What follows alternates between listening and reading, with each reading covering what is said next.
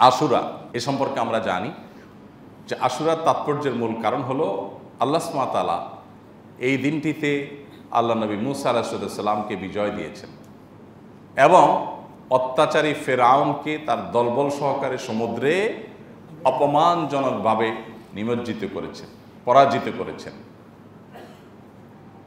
যে মানুষগুলো মাজলুম ছিল, নিষ্পেষিত ছিল, যুগ যুগ ধরে আল্লাহ সুবহানাহু ওয়া তাআলা তাদেরকে নাজাত এবং মুক্তি দিয়েছেন। এটা নাজাত এবং মুক্তির দিন, বিজয়ের দিন।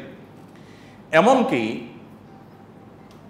ইতিহাসের পরিক্রমায় তার হাজার হাজার বছর পরে এসে নবী করিম সাল্লাল্লাহু আলাইহি সাল্লামের, আমাদের নবী সাল্লাল্লাহু আলাইহি সাল্লামের ওয়াফাতের, তার মৃত্যুর প্রায় অর্ধ শতাব্দীর পর এসে তারই কলিজার টুকরা দৌহিত্র হোসেন রাদিয়াল্লাহু তাআলা আনহুকে যে সপরিবারে কারবালার প্রান্তরে নির্মমভাবে শাহাদাত বরণ করতে হয়েছে, সেটাও কিন্তু বিজয়ের ইতিহাস, পরাজয়ের ইতিহাস না।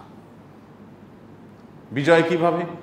তিনি শহীদ হয়েছেন সপরিবারে, তাকে সপরিবারে শেষ করে ফেলা হয়েছে, কারণ তখনকার শাসক ইয়াজিদ তাকে প্রতিহত করতে নির্দেশ দিয়েছিল। যে ইয়াজিদ বলেছিল হুসাইন রাদিয়াল্লাহু তাআলা যেন আসতে না পারে এদিকে, তাকে যেন ঠেকানো হয় যে কোনো মূল্যে। এবং হুসাইন রাদিয়াল্লাহু তাআলার তাকে হত্যা করার জন্য ইয়াজিদ সরাসরি নির্দেশ করেছে নাকি করে নাই, এটা নিয়ে ঐতিহাসিক বিতর্ক আছে। কিন্তু এই ব্যাপারে কোনো বিতর্ক নাই যে হত্যাকারীদের কোনো বিচারের ন্যূনতম উদ্যোগ ইয়াজিদ গ্রহণ করে নাই। যদি সে এ হত্যায় তার কোনো সমর্থন না থাকতো, বরং এ হত্যায় সে অসন্তুষ্ট থাকতো, তাহলে তো তার এটার বিচার করার কথা। যাই হোক, সেটা ঐতিহাসিক আলোচনার বিষয়। মূল বিষয় হলো, আপনারা অনেকেই হয়তো জানেন, এত জুলুম করে, এত নির্যাতন করে প্রিয় নবী সাল্লাল্লাহু আলাইহি সাল্লামের দৌহিত্রকে হত্যার মতো এরকম দুঃসাহস এমন একজন মানুষ দেখিয়েছে যে নিজেকে মুসলমান দাবি করে, নবী সাল্লাল্লাহু আলাইহি ওয়াসাল্লাম অনুসারী দাবি করে। আমি যার অনুসারী দাবি করছি তার দৌহিত্রকে সপরিবারে হত্যা করছি, কিসের জন্য? ক্ষমতা টিকিয়ে রাখার জন্য, জুলুম করবার জন্য। সেটা কতদিন টিকেছে জানেন? 4 বছর। এই ঘটনার পর মাত্র 4 বছর টিকেছে এজিদের সেই জুলুম, এরপর আর টিকে নাই। তাহলে আজও পর্যন্ত গোটা পৃথিবীর প্রান্তে প্রান্তরে, গোটা দুনিয়া জুড়ে প্রায় 1400 বছর পার হয়ে গেছে। এত বছর পর, 1400 বছরের চাইতে কম কিছুটা, 1300-1400 বছর পার হয়ে যাওয়ার পরও এখনো পর্যন্ত মানুষ চোখের পানি ফেলে হোসেন রাদিয়াল্লাহু তাআলা তার সপরিবারের জন্য। আর মানুষের রোশানল বদদোয়া হলো এবং মানুষের সকল আল্লাহ তাআলার কাছে অভিযোগ ফরিয়াদ হলো কাদের বিরুদ্ধে? যারা হোসেন রাদিয়াল্লাহুকে শাহাদাতের মুখোমুখি করেছে, তারপর সপরিবারকে শেষ করেছে, সেই খুনিদের বিরুদ্ধে। তাহলে ইতিহাসে অমর হয়ে আছে যারা, তারা বিজয়ী, নাকি ইতিহাসের যারা আস্থা করে নিক্ষিপ্ত হয়েছে, অভিশপ্ত হয়েছে, তারা বিজয়ী? কারা বিজয়ী? নিশ্চয়ই যারা অমর হয়েছে তারা বিজয়ী।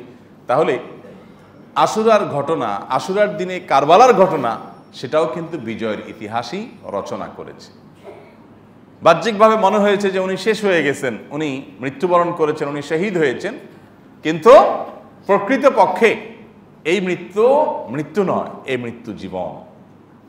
ন্যায় এবং সত্যের উপরে প্রতিষ্ঠিত থেকে অন্যায়ের বিরুদ্ধে কথা বলে নিজের জীবন দিয়ে ইতিহাসে অমর হয়েছেন। আল্লাহ সুবহানাহু ওয়া তাআলা আমাদেরকে আশুরা থেকে অনুপ্রাণিত হওয়ার তৌফিক দান করুন। আমরা আশুরা থেকে ত্যাগের শিক্ষা নিব, আশুরা থেকে আমরা চেষ্টা করব শেখার যে কত কিছু আছে। আপনি মুসা আলাইহিস সালামের ঘটনায় চলে যান, মূল ঘটনা, আশুরার তাৎপর্যের মূল ঘটনা সেটিতে চলে যান। মুসা আলাইহিস সালামের জন্ম হবে এই সংবাদ গণকরা দিয়েছিল ফেরাউনকে। ফেরাউন নিজেকে আল্লাহ দাবি করেছিল, খোদা দাবি করে বসেছিল। গণকরা বলেছে আপনার শাসন এরিয়ার মধ্যে একটা শিশুর জন্ম হবে, সেই শিশু আপনার শাসন ক্ষমতা দখল করবে। বলে কি? আপনাকে ক্ষমতাচ্যুত করবে। ফেরাউন বলে সর্বনাশ, তাহলে কিভাবে সামলাবো? বলে যে এই শিশু কোথায় কার ঘরে জন্ম নিবে সেটা আমরা বলতে পারবো না, কিন্তু নিবে। গণকরা ওহির অনেক তথ্য চুরি করতে পারে শয়তানের সাথে যোগসাজশ করে, কোরআনের সে সম্পর্কে ডিটেল বিবরণও আছে। কিন্তু তো সেখান থেকে তারা তথ্য দিয়েছে এবং তাদের তথ্য, এই অবৈধ তথ্য বা চুরি করা তথ্য সত্য হলেও এটাকে বিশ্বাস করতে ইসলাম নিরুৎসাহিত করে। এটাকে আবার কেউ দলিল হিসাবে নিয়ে আমরা গণকদের কাছে না যাই। আবার ওইটা গেলে 40 দিন পর্যন্ত ইবাদতই কবুল হবে না, বিশ্বাস করেন আর না করেন। যাই হোক, তো ফেরাউন যেহেতু অমুসলিম, নিজেই নিজেকে আল্লাহ দাবি করেছে, আল্লাহ বিদ্রোহী, তাহলে তার তো আর হালাল হারাম নাই, সে গণের কথা বিশ্বাস করেছে। যাই হোক, এবং এই কথা বিশ্বাস করে সে নির্দেশ জারি করলো যে আমার ক্ষমতার এরিয়াতে, আমার রাজ্যে যত শিশু আজ থেকে জন্মগ্রহণ করবে তাদের সবাইকে হত্যা করে ফেলা হোক, ছেলেগুলোকে সব, কারণ মেয়েরা তো ঝামেলা করবে না, ছেলেগুলো ঝামেলা করবে, এগুলো সবগুলো হত্যা করে ফেলা হোক। হাজার হাজার শিশু হত্যা করেছে শুধুমাত্র নিজের জুলুমকে টিকিয়ে রাখবার জন্য। এই অত্যাচারী শাসক অন্যদেরকে পরাধীন করে রেখেছিল, বনি ইসরাইলকে পরাধীন করে রেখেছিল, তাদের স্বাধীনতা খর্ব করেছিল, তাদেরকে শৃঙ্খলে আবদ্ধ করেছিল গোলামীর, এবং সে জুলুমকে প্রলম্বিত করবার জন্য, দীর্ঘায়িত করবার জন্য বাধা হতে পারে, এই জন্য হাজার হাজার শিশু হত্যা করেছে। আল্লাহ সুবহানাহু ওয়া তাআলা দেখেন, আপনারা কোরআনে সূরায়ে তাহাতে বিভিন্ন সূরাতে ডিটেইল পাবেন, আল্লাহু আকবার, যে মুসা আলাইহিস সালামের মা যখন দেখতে পেলেন মুসা ইসলামের মাত্র জন্ম হলো, এদিকে আশেপাশে সব শিশু হত্যার মহোৎসব চলছে, জন্ম হয়েছে, খবর শুনলেই ফেরাউনের লোকজন এসে, তার দলবল সৈনিকরা এসে, তার বাহিনী এসে হত্যা করে ফেলত। তো মুসা আসলামের মা চিন্তা করলেন, চোখের সামনে নিজের বাচ্চাটা হত্যা করবে, এর চাইতে বরং তার বাড়ির পাশে নদী ছিল, নদীতে ছেড়ে দিই, যা হয় হবে, চোখের সামনে হত্যা দেখতে পারবো না। একটা বাক্স টাক্স কিছুটা তৈরি করে ওইটাতে বাচ্চা রেখে ভাসায় দিছে। আল্লাহর কি কুদরত, সে বাক্স যেতে যেতে যেতে যেতে ফেরাউনের রাজপ্রাসাদের পাশে যে ঘাট ছিল, যে ঘাট দেয়া সে গোসল ফুর্তি ফার্তা করতো, সেখানে গিয়ে ঠেকেছে। ফেরাউনের স্ত্রী আবার ছিল সন্তানহীন, সে দেখলো যে আরে বাচ্চার কান্নার আওয়াজ আসতেছে বাক্স থেকে, নদী থেকে ভেসে আসা, সে মনে করলো অলৌকিক কোনো বাচ্চা, উঠায় নিয়ে গেছে।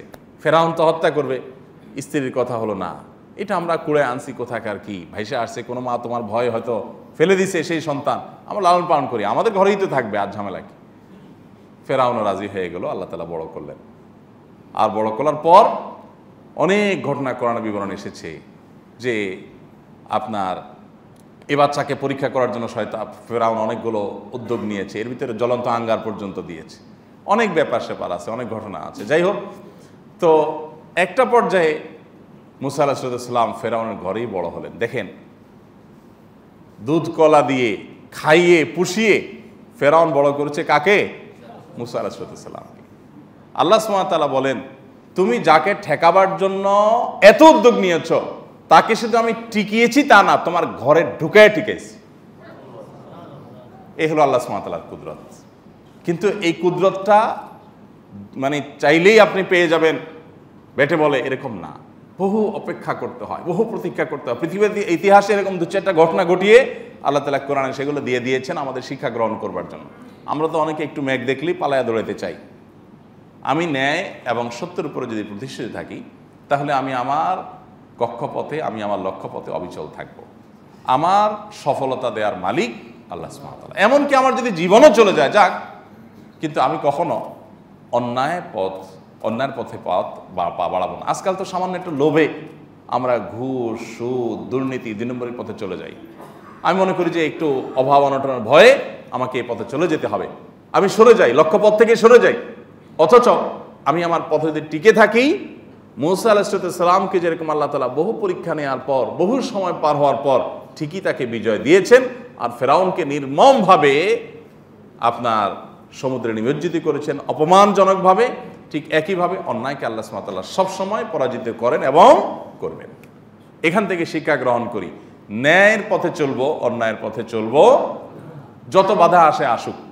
ওই যে বললাম, সমাজে ভাবসাব থাকবে না, কেউ জিজ্ঞাসা করবে না, দাম দিবে না, পুষবে না, তারপর আমি সততার উপর টিকে থাকবো। আল্লাহ তাআলা আমাদেরকে সেই তৌফিক দান করুন, আশুরার শিক্ষা গ্রহণ করার তৌফিক দান করুন, আল্লাহর কুদরতের প্রতি ঈমান আনয়ন করার তৌফিক দান করুন। জাযাকুমুল্লাহু খায়রা ওয়া আখিরু দাওয়ানা আলহামদুলিল্লাহি রাব্বিল আলামিন।